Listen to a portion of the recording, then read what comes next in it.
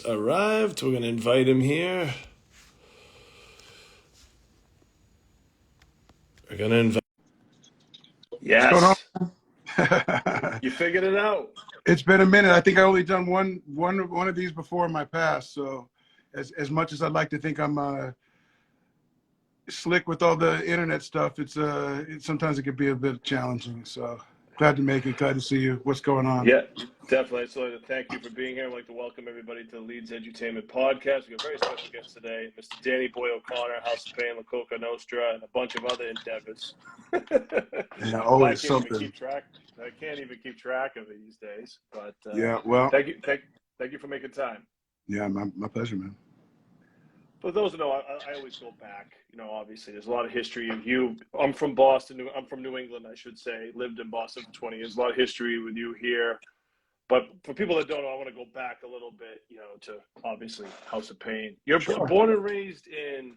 You born in New York and then Yeah, born in New York and raised in Los Angeles, and I was shipped back most every summer until I was about 13. So prior to the internet and cell phones, it was a completely different planets each coast, and so it gave me what I'd like to call a poor man's Glenn Friedman experience. And for those that don't know who Glenn E. Friedman is, Google that, you'll understand. But definitely was bringing Oingo Boingo to the East Coast and bringing Oingo Boingo and Fishbone to the East Coast and coming back with Curtis Blow and Run DMC. I mean, it was completely two different styles of coasts at the time. And I always felt like a New Yorker who was extracted out and forced to live in LA. I didn't always accept the fact that I was there, but LA is a beautiful place and eventually became my home. But I've always been East Coast centric, if that makes sense. It makes sense, Right.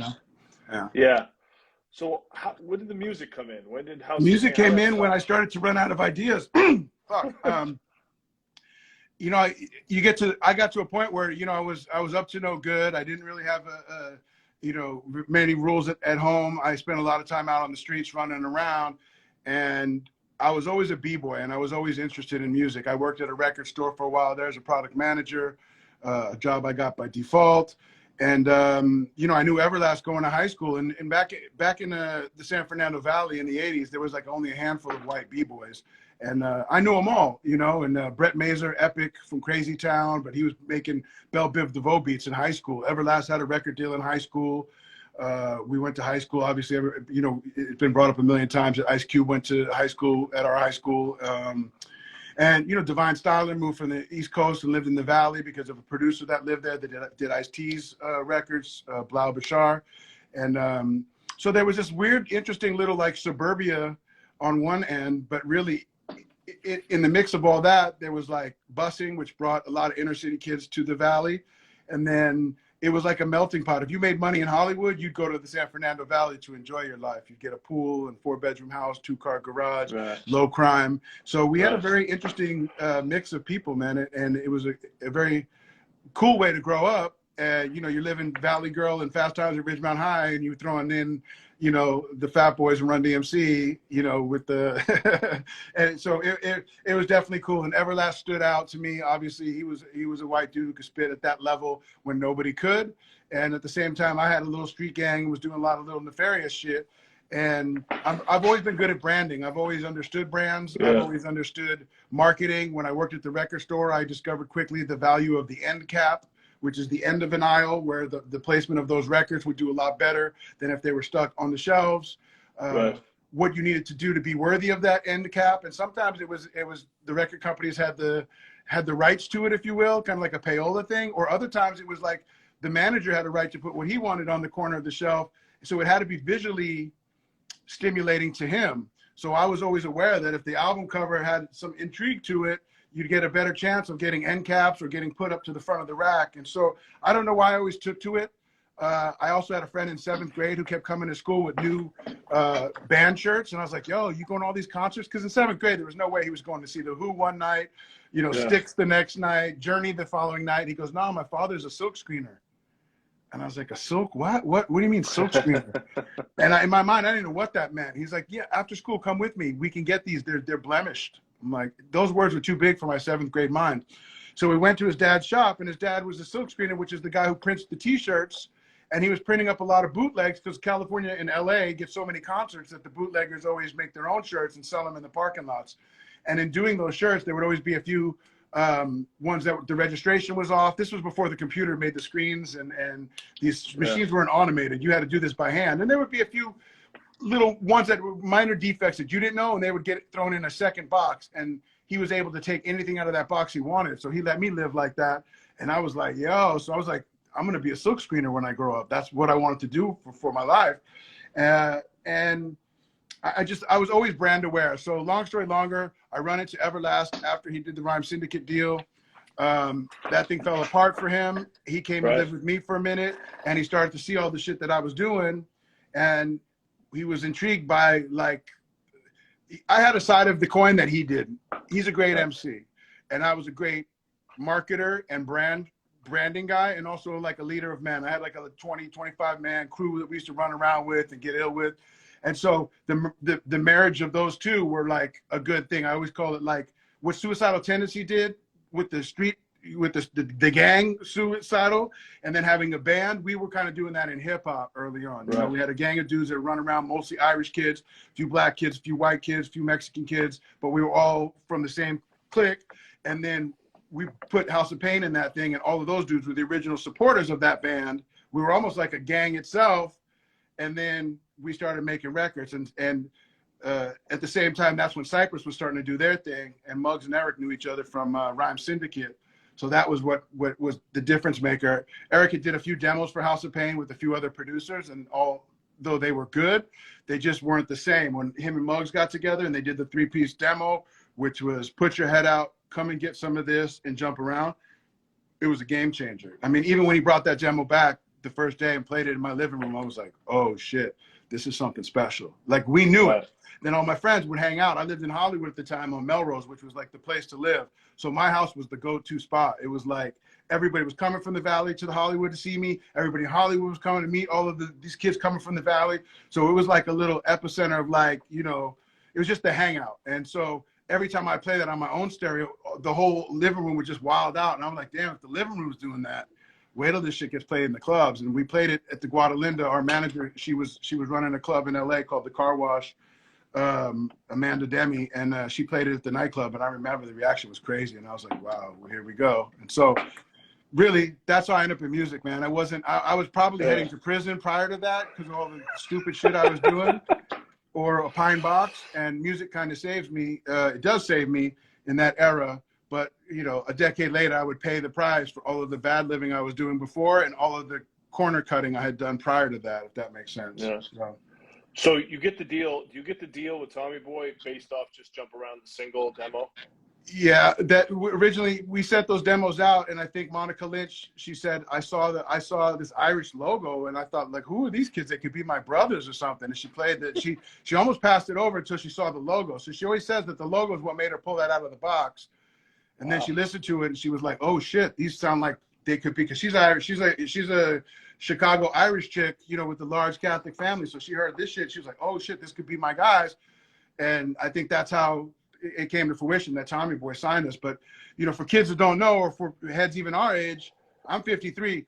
To be a white group and to be signed either on Def Jam or Tommy Boy was like, yo, that was a stamp of, like, immediate approval, man. It was like mind blowing to have that. I think we turned down a deal for double or almost triple the amount on Tommy Boy from a record label called Charisma, because it was just a British label that just didn't have the same kind of brand that Tommy Boy had. So yeah, it was pretty. All of that shit just kind of all happens real quick at once. You know, we just kept hitting the lottery one after the other. And that's something, I mean, that's what makes something a phenomenon, man, is that all the right things fell into place right when they were supposed to for that, you know? Right. So does I can't remember, does the single come out before the video? Yeah, long before it. I mean, months before it. You know what happened? So it's perfect. So originally we sent our demos to the label that Muggs was signed on. Cypress was signed to Rough House. Right. Columbia, and right? We sent them those demos, and they also had sent Muggs demos of Crisscross, because Jermaine Dupri was producing that. Yeah, and good jump. Yeah, there was no jump song on those demos. Yeah. We submitted our demo to them. They wanted to sign us for, I think, 80 grand, and it was too little, and they weren't going to budge. So we opted out. And then all of a sudden, a month later, Crisscross comes out with a single called Jump. So that's the extra verbiage at the end of Jump Around where it says, this is dedicated to Joe, the Biter, and Natolo. There were two brothers that owned that label, and we knew that they had stole the concept and then put it to those kids, and they came out with it. So we dropped the single. Oh, we were about to drop the single. We held it back for 2 months to let that thing go up and come back down. That was a hit for them. I mean, we thought, I don't know what we thought. I thought, oh, fuck, this is over already before it started because these guys stole our shit, and now they were popping with it. That song was a genuine hit. I remember. We thought we were over, but 2 months later, we dropped ours. And, you know, back then, biting was everything, too. If you were known as a biter, you were done. So I was like, these motherfuckers are making us look like we bit them, you know? But we dropped the record, and it was off to the races and shit. And I think the differentiation was that we were like white Irish kids wilding out in the pub, and there's a million white Irish kids who felt like this was their invitation to the party that they were already attending, but now they felt like, here's our guys too, and they're not taking no shorts. We were rougher and tougher than anything else that was out. Beasties, Third Base, they were doing another form of that, you know. We were on a different vibe. Our vibe was like punch you in your mouth type shit if we don't like it, you know. And so, and I think that was the energy in hip hop back then, and it's the missing for me ingredient. I prefer that over the like drill culture shit where really dudes are getting killed left, right, and center, because that's where it goes when you start programming the mind with that type of shit, you know. So well, I can tell you had Italians wanting to be Irish when you dropped that joint. I mean, that's the funny thing about Irish. The funny thing about Irish shit is it's like it really plays well with other cultures because it's not really. We don't take shit serious. Like that's why there's still Lucky Charms and fucking Irish Spring Soap and the Fighting Irish mascot. We don't care about that shit. We're very easygoing in that. And you know what? If you do your 23andMe, you'd be surprised. There's got to be some piece of that in there. So it's like, you know, but yeah, I get it, man. Listen, I've had black guys tell me I'm black Irish and this, that, and the third, my great grandmother. And it's true. It's not like but you know, it's a very, it's very palatable for the most. And you're an Italian guy from the East Coast and you're a Celtics fan. So it's like, okay, it's close enough. You know, when I see LeBron in old high school jersey with Irish and, you know, it's like, what else? You know, that's how it's a brand as well as it is a people or a culture. So, you know. So Fine Malt Lyrics, the first album, like hip hop classic. I mean, I think you guys had a lot of pressure on you being looked at as like, you know, we got these guys are just going to be a one-hit wonder, but you made like a hip hop classic. Right. Well, that record took like 30 days to make, I think. Eric was great, man. I mean, listen, we've had our disagreements and we went our separate ways a long time ago, but you know, looking back, I mean, Eric had a talent that nobody had. And I still say this and I don't care what nobody says, he's my favorite white MC ever. And there's close to it. Ill Bill's up there. Like the people I work with, Slane's up there, but for different reasons. But I think Eric had a way, Everlast had a way of taking some complex shit and really breaking it down to some simple shit that you could learn the first pass. But when you really thought about it, you were like, wow, that's fucking deep. There were a lot of like wordplay, his wordplay and the way he could just pound it and hit the punchlines just at the right. It's my favorite style of hip hop. So whatever Everlast brought is undeniable. I mean, there's no House of Pain, not even close, without him. Right. And I think that's why it continues to do what it does. Jump Around's a simple song, but there's a lot of deep shit in there if you really break it down. And the rest of the album was even better than Jump Around. And Jump Around was like the Beasties, you know, Party for Your Right to Fight or whatever. You know what I mean? Yeah. It's something that you're like, yeah, it's a classic and we love it, but you know, Put Your Head Out is way more powerful to me than that. And other joints on there are great, but that record was really, we rushed to just get it done, put it out. Right. It's my favorite record because it takes a bunch of like three dudes with dead end like life things going on. Like we were all up to no good. And then all of a sudden it changes our life for the better. And it was a great time. Those early times where we were all, you know, on the same wavelength and we're all after the same thing and we all had each other's backs. Those are the things you never forget. And that was a great time to be involved in hip hop, especially as like, you know, three white boys. Both of us, Eric's from the East Coast originally. I'm from the East Coast. So Eric's from Long Island. I'm from Brooklyn and Staten Island, and Lior is an immigrant from Latvia who made his way through New Jersey to California, and his father was a famous Russian guitarist. So we all kind of had this, like, we weren't married to the LA thing at all. Yeah. And everybody thought we were from either Boston because of the jersey in the video, or the sound, because Cypress Hill they thought they were from Cypress in Queens too. Right. And they thought we were coming out of New York. And that was kind of what was great, because you got LA dudes with that New York, you know, it was just universal in hip hop at the time, I guess what I'm trying to say. And so I think about that first Cypress record. It's probably my favorite hip hop album of all time. And there's a lot of great albums. Right. But that first Cypress record for me was so personal, because I had it early and I watched it blow up. It took about 6 months. Yeah. Nobody even knew what it was. And then all of a sudden, Killer Man came out, and the fucking world went nuts for it. And right as Killer Man came out, Jump Around came out. And so all of a sudden, hip hop was starting to stall. It was like, there was no like movement in it. And then bam, here comes the West Coast with Cypress and House of Pain. And we just went on a tear for a year and a half or longer, you know? Yeah. So it was good times, man. Did Muggs produce the whole entire first album? No, Muggs produced, I'm guessing, half the record. He overseen it. Ralph M. from from Funk Dubious, he produced some tracks. Lethal definitely started getting his beak wet and did a large portion of that, which is great, because at the time Leo really wasn't known for beats. He was just a DJ. He was Eric's solo DJ with Everlast, and he just started to dig in, and he started to find his lane, and his beats were dope. We were like, oh shit, because I remember going, who did that? And it's like, Lee did that. I was like, Lee did that? Fuck, like, because Lee was always stoned. I mean, I didn't think he had it in him, but he really, I mean, again, another underrated producer, man. He don't get the light. Extremely. Because he's still making beats nonstop, and you listen to him, you're like, fuck, man, I wish his business acumen was better. I wish he was better at branding and marketing himself, because the work is there. The quality is there. He just doesn't, there's a disconnect between market and Lethal. You know what I mean? I do. But I love him to death. We still talk all the time. And again, I'll always be happy. That part of my life was a fantastic run, good, bad, or indifferent. It changed my life for the better overall.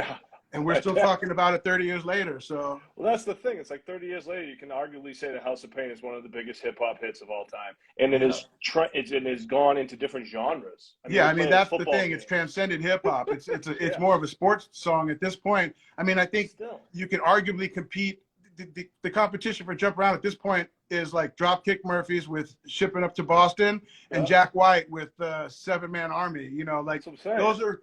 When I start to hear those creep into stadiums, I'm like, and I know them both. Jack donated $30,000 to the Outside House Museum, stand-up guy, and he's a baseball head. So he's got a baseball bat company and the whole thing. And then the Dropkicks are my people too, and love what they did. And they took a Woody Guthrie song and retooled it to Shipping Up to Boston, which is it's a fucking anthem. I get chills when I hear when I first hear the intro of that. But I'm like, don't play it too much. Let Jump Around get in there a little bit. It's starting to knock us out the box, but. Crazy. Those anthem hits, or once you get to that level, it's the next. Those songs are gonna live forever. So that's what I'm saying. So let's talk about okay, that album's a classic. What makes its mark. Let's talk about making the second one, same as it ever was. Because for a lot of diehard House of Pain fans, they're gonna say that this is their favorite. Really? Body. I've come across it. Maybe I'm wrong. I don't. You know what? It's hard for me to tell. So the second one. Here, I've heard that it seemed like there was you stepped up in a notch. Maybe not as big of a hit as Jump Around. Right. As far as a hip hop album. Right. I think what? You got to go back in time and understand that there was a time where being a sellout was a problem. Right. It wasn't. You couldn't take Still is. Well, right, but no. But sure, you're right. But the definition of sellout has changed. It is. Back then, if you did a commercial,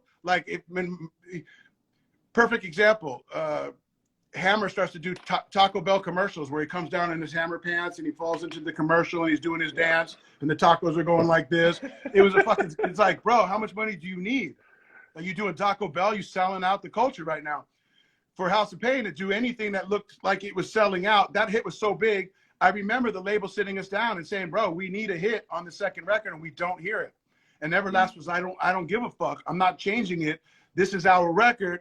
And we're going with this. They wanted and not to throw Naughty under the bus, but Naughty came back on the second album with "Hey Ho." Yeah. I mean, come on, man. That's not like what we were. because Tretch is one of the greatest MCs on the planet. Yep. But and they were smart. They gave Tommy Boy what they needed to get to radio, which was Hey Ho. They wanted that from us, and Eric wouldn't play ball, and that was it. We went with what Eric wanted to go with, because he's the writer of this. So he intentionally said, nah, I want to write the hip hop record I want to write, and I don't give a fuck if you can't get to radio with it. So back then, it's kind of like cutting off your nose to spite your face to prove a point, you know? But as a body of work, it's a great body of work. If you're a hip hop head, same as it ever was. Yeah, it's hard for me to, at that time, it was like, we went from being just regular kids to being millionaires, and all of the other shit came into the play. Right. And then the record came out, and it didn't do as good as the first record. And then when that starts to happen, you start to look to each other and like, well, what did you not do? What did you do? Right. What could have you done better? And if the fans appreciate it, that's fantastic. I thought it was a good record. I just, again, comparing it to the first was so organically pure that it's just like, I don't know how, it's just like, man. It's the first. And then the second one was cool. And by the third one, it was Everlasting Friends. I mean, I think I had very little to do with that record, except for a logo that I even jobbed out to another guy who didn't really nail what I wanted to nail. And the writing was on the wall that this wasn't going to last much longer. And we ended up breaking up on the day it came out or something like that. We did a few presser shows around LA. And I remember Everlast walking off stage going, I'm done, I'm quitting. And I was like, what? Are you going to quit? How do you quit your own band? And it was over, that was it. And we didn't see, I don't think we talked to each other for another decade after that. So. Well, I can tell you the third one, as much as it was off brand, a lot of people out here love that album. No, people love it. No, absolutely. To me, in my mind, someone even said it on Instagram. They said it's an Everlasting Friends record. And I thought, you know what, they're right. But I always knew that record had nothing, my signature or my DNA was not anywhere on that thing. And that was intentional, because I think, if I'm guessing out loud, I don't know this to be fact, but I think Everlast might have went and said, I'm going to bring Divine Styler and Cockney O'Dyer in, and I'm going to get rid of Danny and perhaps Lethal out, and this will be my new group. Or let me rephrase that. I think he did the Killer Rhyme Click, right? Which was a side brand that he was trying to push. And he probably tried to get a deal with that, and they were like, nah, it's House of Pain we want. So he tried to put the two together to appease both things, and it didn't really, for me, it didn't work. I love Divine Styler. He's another one of like a hip hop god to me, and Cockney O'Dyer as well. It's like we're still friends, and we still talk all the time, but they're not House of Pain. You know what I mean? And they knew that too. It wasn't a great fit for them neither. So it made touring and working together weird. You know what I mean? It's like being roommates now with dudes that are like from a different sport, or like a different. It wasn't. But fans like it, so I'll give you that. I've never heard anybody say that record was whacked. People love that record. Yeah, it's a dope hip hop album. Absolutely. It's not a dope hip hop House of Pain record. Right. I agree with that. And hey, fuck it. That's better than someone saying, yo, he fell off and the record sucks.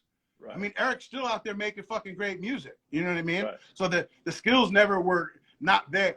And that is the only reason I dedicated as much as my time to trying to hold on to something, because I realized that Eric was special in that way, that this wasn't just like we make a record and we smashed out and he was gone. I knew that this dude had enough, talent on one side of it, and I had enough talent on the other that we could have kept on going anywhere we wanted had we not been diametrically opposed as we grew apart.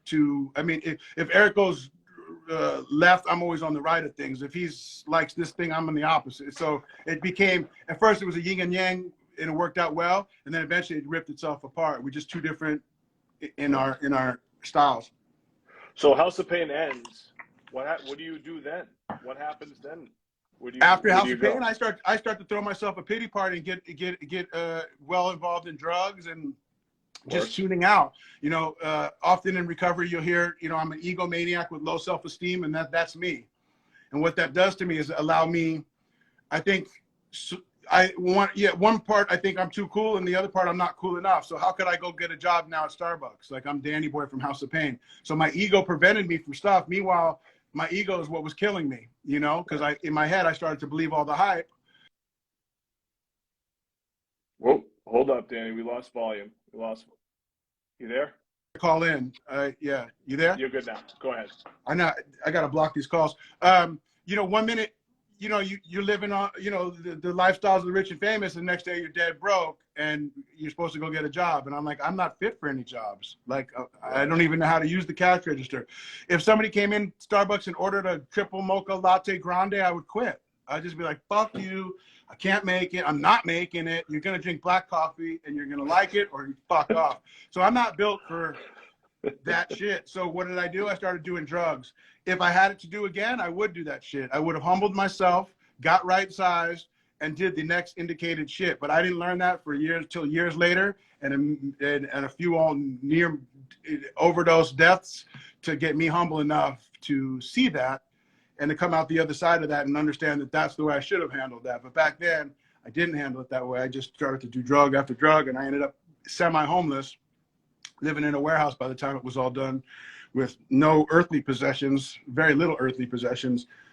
Damn near lost my soul, but my heart and my mind were fucking mush, and it took me a long time in sobriety to build those things back and to get back to, you know, true north and center of where I needed to be. So yeah, it was very painful for me, but it was a growing experience. And I prefaced the early House of Pain stuff with saying, like, you know, if you're living like I was living from like in my teens to my early 20s, which was selling dope, doing crimes, credit card theft. I was involved with a lot of shit, and I never paid the price for that stuff immediately. So I thought, now that the music saved me, there was no price to be paid. But what it did was take a 17-year-old immature little criminal and hold him up for close to a decade. And then when the money was gone, I had to go figure out life on life's terms with the 17-year-old mindset who only knows crime and shortcuts.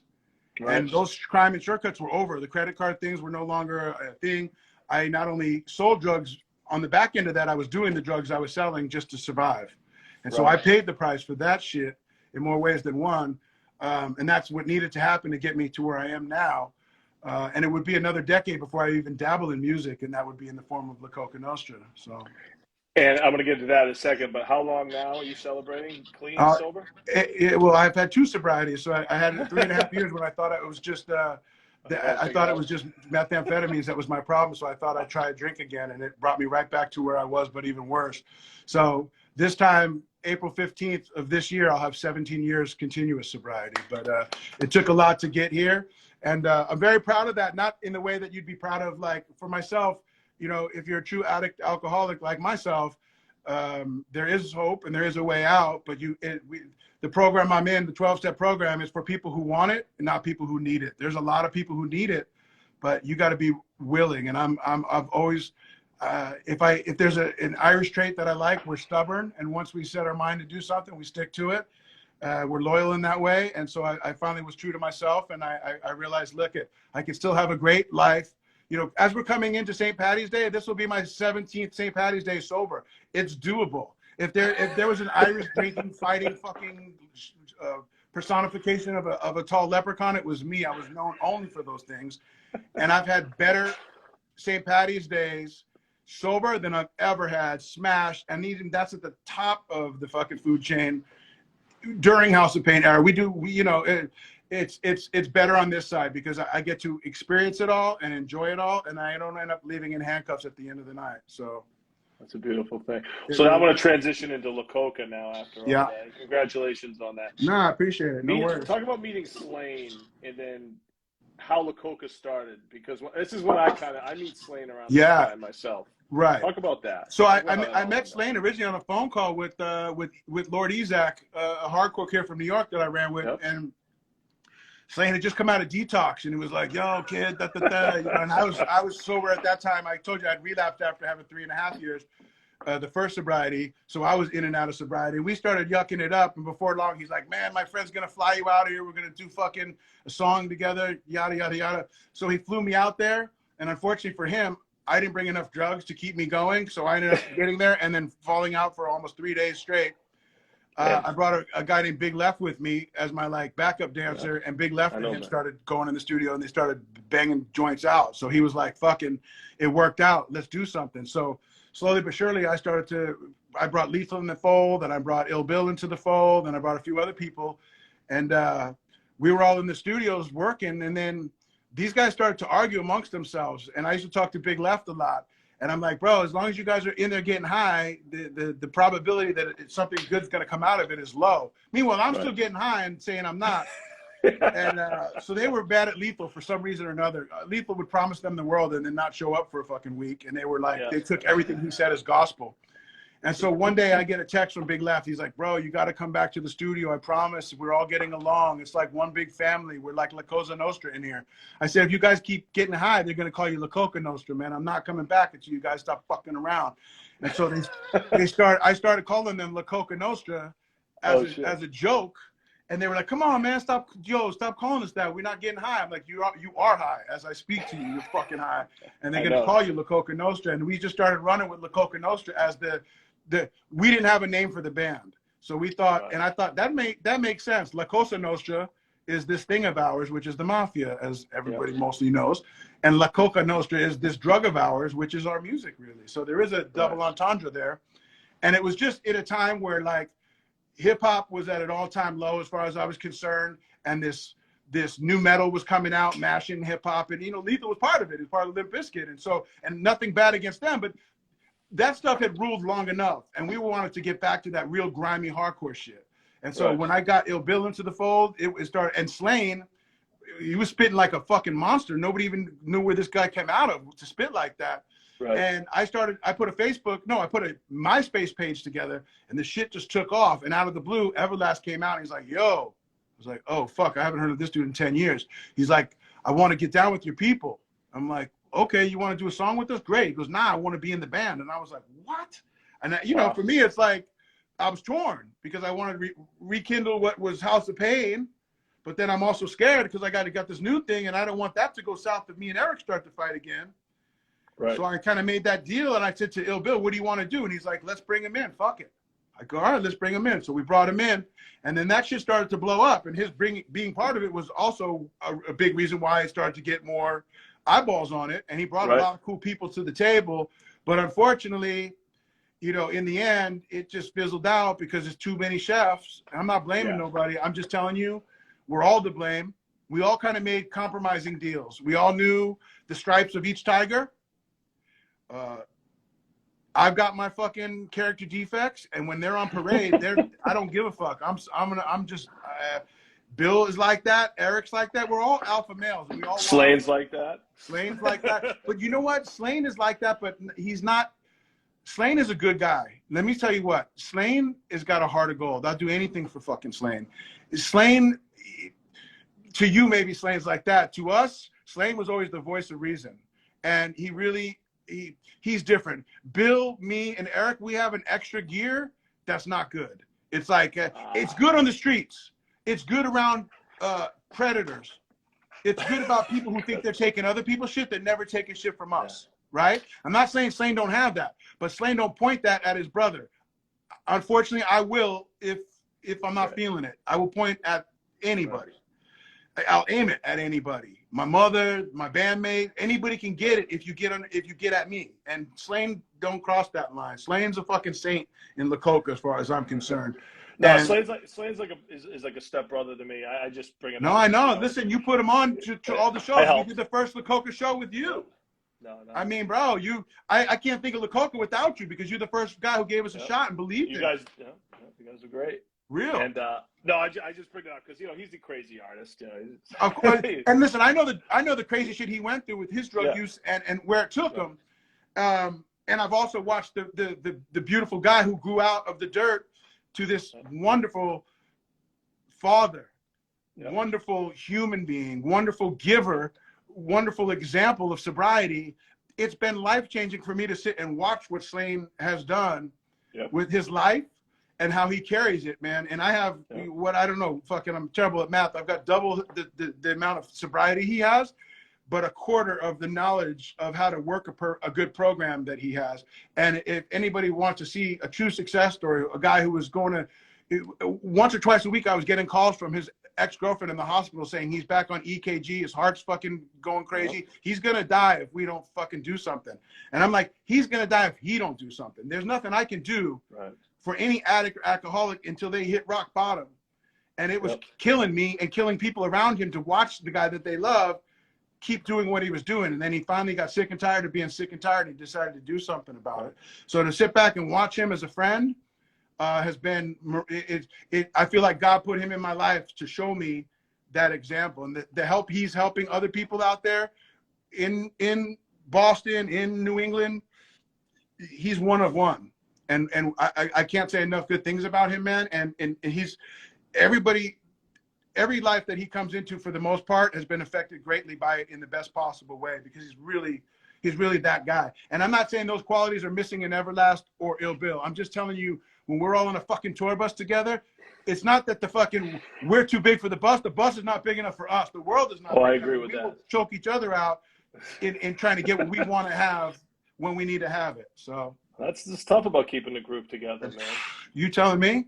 Yeah, dude, like, that's why I run a museum now and deal with fucking families. They're much easier to deal with than my brothers, and I'll always love all of those, man. But the connection that me and Slane have is different, because we're both in the program, we're both working the steps, and we both are, you know, living our primary purpose, which is to trust God, clean house, and work with others. And so that's what I do for a living. When people go, "What do you do now?" I'm like, I have a primary purpose, which was missing from my old life, and my purpose is to, like I said, trust God, clean up my fucking side of the street, and show people that it's possible, and help other people do this thing. So if anybody's out there and they're sober, or they're looking to get sober, we got a meeting here that we do 2 of them actually. And there is help, man. And I didn't know that there was help. I just thought I was going to be fucked, and I didn't want to go to AA. I knew it existed, but I thought it won't work for me. And I didn't think any of the programs would work for me. But the 12-step program worked for me, you know, if I worked it. And that's what I do. Real shit, man. I'm in the same boat as you too. I'm coming up on 13 years. I did not know that. That's fucking, bro. See what I mean? It's the best life I ever knew. If you would have told me all the stuff that, you know, like, I wouldn't have believed you. I thought you were selling the dream, man. Everything that I wanted, and all the things I didn't know I needed. And at the end of the day, the best thing I can do is help somebody else. It's the great paradox. You got to give it away to keep it. And I don't, by nature, I'm a taker. I'm a street dude. I'm trying to get money. I'm taking money. More. I'm not giving money. Right. And my time is money. And my attention to somebody is money. And I give that out freely of myself with no expectations. And oddly enough, God or the universe or whatever's your thing, it responds and it gives you back. It's just, I'll say it like this and shut up. It's like doing a show. If the crowd is there with their phones and they're just there, there's no energy for you on stage, and you just go through the motions. But if you're there and the crowd is wilding out and they're going, all of a sudden your batteries get recharged and you start to get locked in. When I'm given what was freely given, which is a 12-step program and a connection to a power greater than myself that stops me from drinking and using, when I share that with others, it's the same feeling. I feel in my mind it's going like, and that's why I feel God in my life. And I didn't know God prior to that. I'm not trying to hit nobody over the head with some like gospel, but I find the God of my understanding when we're talking about what we're talking about right now, which is hopeless people recovering from a seemingly hopeless disease of state and mind. It's a spiritual matter. And I was spiritually sick because all I filled it with was outside shit. You know, TVs, VCRs, DVDs, Jordan sneakers, fucking cologne, bubble jackets, you name it. I was throwing it all in there and it wouldn't fix me because I didn't have the spiritual thing. And so, yeah, anyway, it's the greatest thing that ever happened to me. And I'm blessed in more ways than one.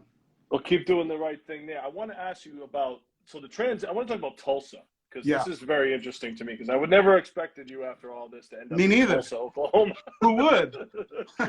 All of a sudden, I'm on there, and you're like, I've moved to Tulsa, and I've opened up the Outsider's House as a museum.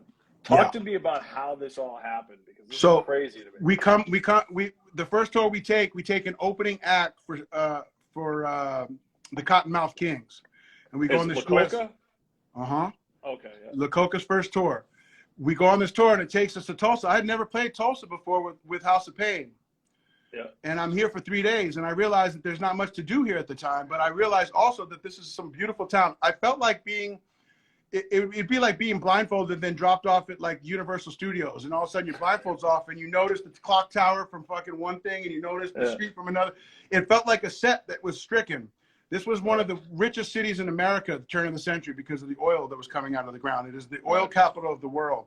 And the Gettys made their fortune here, and the Phillips family, the Phillips 66 and Skelly Gas. They were minting millionaires left, right, and center. And they were building these beautiful Art Deco buildings. And by the 80s, all of these corporations that had made billions of dollars decided that they'd rather be in Texas or Dallas. I'm going to say maybe the TV show made millionaires feel less than if they were living in Tulsa, and why not be J.R. Ewing and go to Dallas? So the corporations pull out, and it leaves the city on wounded knee. And all these structures are beautiful, and they're all empty. And then I come here, and we're downtown, and there's only Kane's Ballroom, which is like historic. It's the CBGBs of the Midwest, okay? It's Sex Pistols played there in the second to last show. All your favorite top tier stadium acts have played it as a rite of passage. No different than Middle East. I was just telling my man this morning, his wife is in a band called the Bobby Leeds, and I go, I got to talk to Leeds. There's this place in Cambridge that is like, if you don't play it, you ain't shit. It's like it's where you start. You know, you start there, and you say, yeah, of course I played the Middle East. Yeah, I played CBs. Yeah, I played Canes. So Canes was here. And I felt a weird familiarity with Tulsa. And I kept thinking, why the fuck does this thing sound so familiar? And I said, son of a bitch, The Outsiders was filmed here. Fucking no doubt. The book, the ladies, the author from here. And that began my journey. We had 3 days off. I went looking for locations. I was able to find the drive-in from the movie. I found the park from the movie. And then I found the house. And that might not mean anything to anybody who didn't see that movie. I saw that movie as a 13 or 14-year-old kid. I felt like those characters felt. I didn't feel wanted at home. My father was in prison my whole life. And the only fucking love and friendship I felt was on the streets with other kids who were latchkey kids like myself, kids who were just on their own. And we kind of clicked up. That's what we do. When you don't give guidance to a kid, he's not going to end up on a fucking football or baseball team with the parents' help. So I wanted to do those things, but those things weren't available to me. So I started getting into street shit, and hip hop was the perfect vehicle, because we don't break dance alone in our bedrooms. That's what guitarists do. For 9 hours, they play the fucking guitar, learning their pentatonic scales, isolating. B-boys, we're out at the park with other dudes making crews, trying to get our like 1-2 skidoo on. And that was appealing to me because it was a family. I was now in a crew, I now had a gang. I now had a unit that was missing at home, but I found it on the streets. And that's another component to hip hop that I loved back in the day. It was a family. And I seen that movie, and that was really the catalyst to going, okay, if the best life gets is finding other dudes that are like-minded with denim jackets, smoking cigarettes, sneaking into the fucking movies, life will be all right. So I carried that with me through and through. I was just looking back recently, because every time March comes around, I get a little sentimental about House of Pain. I start to make a few little logos and coins and T-shirts, and I post some photos. And the earliest photos are us out in front of Tom Bergen's Irish pub, and I've still got the denim jacket. I'm still trying to do my best Dallas Winston, Matt Dillon impression, because that shit was always, in my mind, as like, that's the kind of greaser shit that we try to bring. And so coming here in 2009, finding the house, I thought, what the fuck, man? It was like being in a time machine. Like I had went back to 1965, walking around where Dallas Winston and Johnny Cade and Pony Boy were. And I find the house. And at the time it was for sale for $42,000. I thought, motherfucker, how is that possible that a house, not only a house, the house from The Outsiders is for sale for $42,000? That being said, I did not buy the house. And I was smart enough, you'll get this from sobriety. I had to pull the hook out of my mouth and go, Danny, let it go. You have no business buying the world's coolest greaser fort in Tulsa, Oklahoma. This is going to be a problem for you. You know nothing about nothing. Let it go. I did let it go. But what started out of that was that the urban exploring that I do, called the Delta Bravo Urban Exploration Team. And if you go on Facebook, you can find that stuff. What we do is we take photos from videos or historic photos or album covers, and then we go out into the environment and find out where those were taken, and we mash those and we put them online. So that hobby started the day I took that photo at the Outsiders house and posted it online. And for the next 5 years, it becomes all I ever do. At the time, I wasn't working much. We would pick up a few tours here and there. I like to say I was cash poor, but I was time rich. And if you're going to be time rich, spend your time wisely. So I started to do all of this urban exploring shit, and it kept bringing me back to Tulsa. And after 5 years of going back and forth, I realized that this house was going to get torn down because that neighborhood was being leveled by the Habitat for Humanity, who were coming in, building newer homes, affordable homes. But this home was the Outsiders house, and I just couldn't imagine life on earth without it. And that's when I got involved. I ended up getting a hold of the owner. I ended up buying the house for $15,000, which is still mind-boggling. I will be honest and tell you that I got $15,000 worth of home. It was a fucking sheer disaster. Yeah, I And heard. the life-changing stuff happens when I ask for help. And this is all due to sobriety. So I told you, when House of Pain fell apart, I didn't have that mindset to just get humble and do the next indicated thing. I ran and I did drugs. This time, La Coka was falling apart, and I didn't know what I was going to keep doing for a living. I had over 10 years sobriety at this point, and I was like, what am I supposed to do with my life? And then I go back to this house, and I make an offer with what little money I had left. I buy the house, and then I humble myself, and I realize that I'm in trouble because this is way above my pay grade, and I ask for help. And I encourage anybody that, for whatever reason, as a kid, I don't know where I picked up the information, but it was bad information. I thought you were weak if you asked for help. You would get clowned where I'm from if you asked for help. If you didn't know the answer to some shit, you'd go, hey, dude, what song is that? We'd be like, shut the fuck up. We just sung you. Just be like, you don't know shit, son. Shut the fuck up. But I had to ask for help. And for me, being a 6'6" alpha male, it's kind of hard to say, hey, I don't know what the fuck I'm doing here. Will you help? And they helped. And that's the craziest thing. Be careful what you ask for, because you may get it. And this fucking community come and rallied around me like I've never seen before. I get all choked up thinking about it, man. And you know, I walk around this town and I get thanked all day for doing what I've done. But I didn't do this shit. S.E. Hinton, the author, helped me. Jack White helped me. But the everyday Tulsan helped me more than anybody else, because what they would do was say, hey, man, that grass is growing bigger than your, you know, than my daughter. We'll come over after soccer practice and we'll cut that. I'm like, look, right now I don't have the money for you to do that. They're like, money? We want to do this for you. We love the outsiders and we love Tulsa.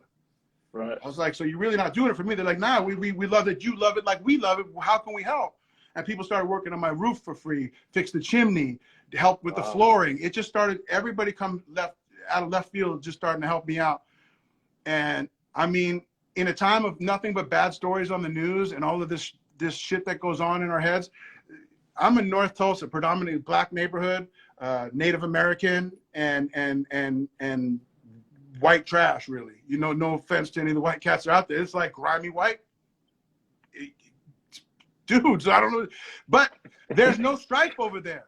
We all get along. I'm the white trash dude in there. Like, I'm the guy, but we all collectively. Do you still have your white trash hat? Do you still wear that? That I do. No, I gave that away. I used to have that. Yeah, I gave that away on tour. I got my mailman hat, though, for anybody wondering. Okay, cool. I do got that. But my point is this. I'm saying white trash is a source of pride. It's like, it's hardworking white people that are over there doing their thing. Everybody gets along over there. There's all the shit that I see on the news. I don't see that in North Tulsa. What I see is communal spirit, and they want to do anything to make the betterment of that neighborhood because they see that I see something important in it. They realize it's important, and we end up saving that house and turning it into a museum. And I want to tell you that we get nothing but family after family in there. It's a rite of passage for most 7th graders to read the book. The author wrote it when she was 15 and a half. She was failing English and got a D+ in creative writing that year. And that's the year she wrote The Outsiders. That book has never been out of print in 54 years. It sold more on the 50th anniversary than all the years combined. And it is the librarians and the English teachers' book of choice to introduce kids into reading. They give that book to kids like myself who are not predisposed to want to read a book, you know? And that book changes people's lives because they understand that, oh my God, this is applicable to what I'm going through at this current time.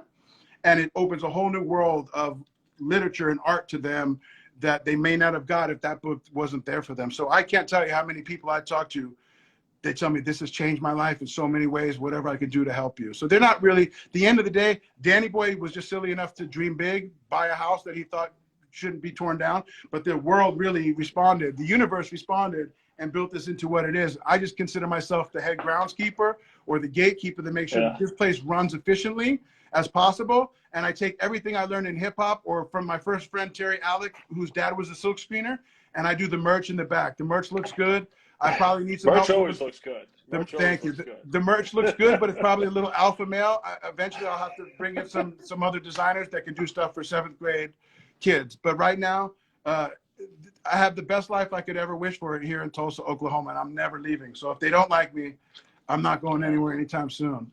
Another thing I wanted to bring up was the documentary that I always pronounce her name. Soleil, just think of the sun. What was it? What was it like watching that footage again recently? Like going Scary. back to that time. Yeah. That must have brought back so many crazy emotions and feelings and everything. What Yeah. was that like? So I didn't talk to Soleil for 20 years. Yeah. And then I get a text, literally right when I started to come back and forth to Tulsa to work on this outsider's house. And it was like, hey, you. I was like, uh-oh, what the, you know, when you get the hey, you from like, I was like, oh, no. And then she's like, hey, I found my old diaries and all these old videotapes. And I'm thinking, oh, not now. I just started to get my shit together. And you come out of left field with videos and you got all your answer machine messages in your diary. I'm like, oh. I'm like, cool. I'm just playing it off. She's like, I want to do a film with you. I want to interview you. I was like, yee. So I give her all thumbs up, like it's all great. But in my mind, I'm thinking, oh, fuck, you know? And then I don't hear from her for another year. And then like a year and a half later, she's like, oh my God, this thing just got picked up. And we want to fly you in and do this. I'm like, oh, I can't do it right now. Sorry, I'm doing the outsider's house. And I was really up to my ass in alligators. I really couldn't leave Tulsa. She's like, oh, well, fuck it. We'll just come there. And I'm like, oh, shit. Well, she came here. We spent 3 days. We talked about everything under the sun. And it was a chance for me to make amends to her. Because when I started, we hung out in the glory days. But then on the dark days, as it started to fall apart, she was still there. And an addict is like a drowning person. We'll take another person closest to us with us down. And I was pulling her down. I was smart enough to let go at a certain time so that she didn't drown as I was drowning.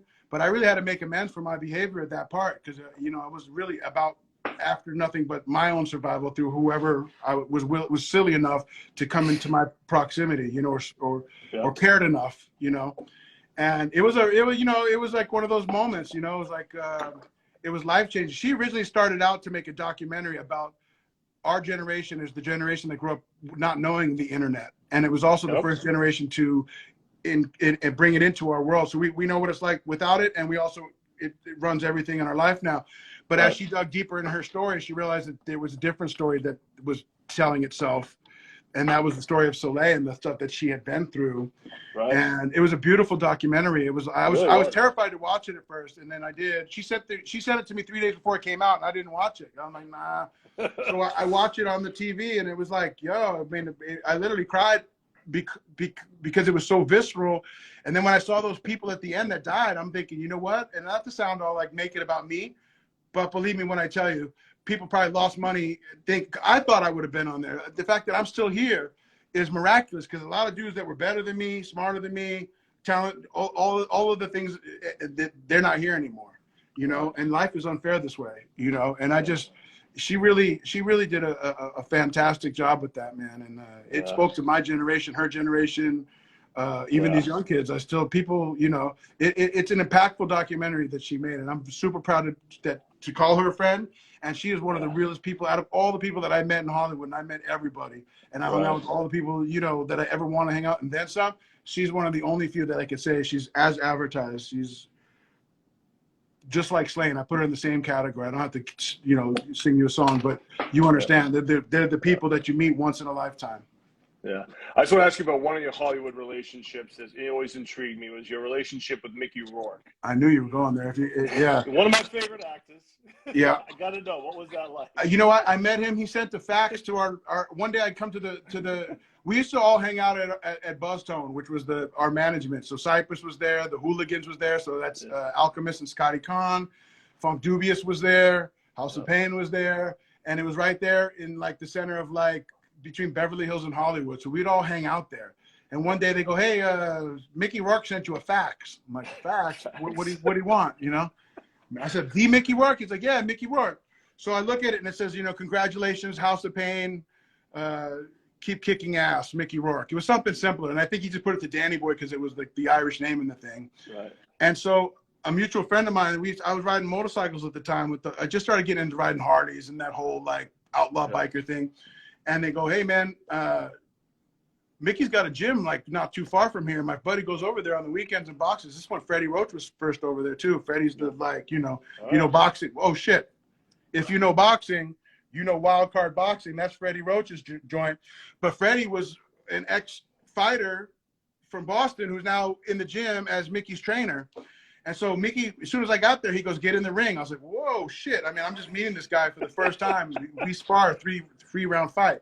And he can fight, man. As much as like people might want to talk shit, trust me, he's another one of those dudes. I will preface it by telling you that same fucking thing that I got, that Bill got, that Eric got, he got it. If he gets mad, he don't give a fuck what it'll cost. Mickey does not care what it'll, as you can look at his life and see that. He don't care what the consequences are down the line. He's going to do what he's going to do when he wants to do it, and nobody's going to stop him. I idolize him. I mean, he's Irish, I'm Irish. He's like fucking this guy that everybody looks up to and admires. He's got the motorcycle. He's got Cariotis. He's got a boxing gym, and he's tough as nails. And he's a street guy, believe it or not. The guy grew up in Miami, hanging around a lot of dudes that were doing no good. Then he gets to New York, and he's surrounded himself, unfortunately, also this is the downfall, with a lot of connected guys back east. He hung with a lot of outlaw bikers in the West. He had a lot of rogue motherfuckers coming through that gym. And it was only fuel to the fire that I was already intrigued by all of that shit my whole life. So now I got a big brother, per se, that's really running like that. And we hung out thick as thieves for 4 years. And then all of a sudden, as I started to do drugs, he started to go like, nah, he pushed away from me. And that was my downfall at that point, but I had no other choices. I was going through it, and I started to gravitate to drugs. And once I did, he cut me out of his life. And looking back, it's crazy because that dude was doing drugs too, not openly, but you know what? But it is what it is. So I ran into him a few times after, I'll always, Mickey is one of those dudes again, man. Like, it was a trip to hang out, and the time we did, we had a lot of good times, a lot of crazy times, but it ran its course, and that's it. Well, cool. That's a great story, man. Danny, I want to really thank you for your time. You gave us a lot here, man. This is amazing experience, man. Really I appreciate it. Well, listen, all I ask is that someday you come out to Tulsa, and we do a step study in the gift shop every Monday. Yeah. And now theater that Essie Hinton writes about in The Outsiders, as I stepped out from the darkness of the movie theater, we do a speaker participation meeting on Sunday. What I'm telling you is, come to Tulsa, let me give you the tour, show you the house, show you why it's so fucking rad here, and then we can even hit 2 meetings, man. It's a fucking great place here. Yeah. I really appreciate the invite, man. And My man. I'm gonna definitely take you up on that one of these Come days. on. All right, bro. I appreciate it, man. I'd like to thank everybody for tuning in to Leedz Edutainment Podcast, brought to you by Chubby Chickpea, with special guest Danny Boy O'Connor, House of Pain, the Coka Nostra. Thank you, brother. My man. One. Soon.